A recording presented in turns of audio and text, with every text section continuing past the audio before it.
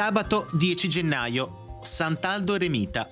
È il 10° giorno dall'inizio dell'anno, ne mancano 355 al termine. Il sole sorge alle 7:49 e tramonta alle 16:48. La luna si leva a mezzanotte e 07 e tramonta alle 11:10.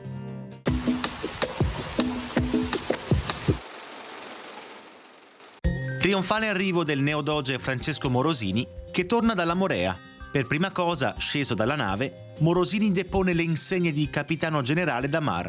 Grandi festeggiamenti sono stati preparati in suo onore. Sorgono in piazzetta un arco trionfale alto ben 40 piedi e 2 fontane che buttano vino.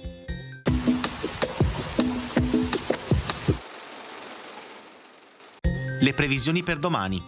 Nelle prime ore cielo nuvoloso sulle zone montane e da parzialmente nuvoloso a poco nuvoloso altrove. Poi ampi spazi di sereno a partire dalle zone pianeggianti. Precipitazioni assenti, salvo al più occasionale nevischio in quota sulle Dolomiti.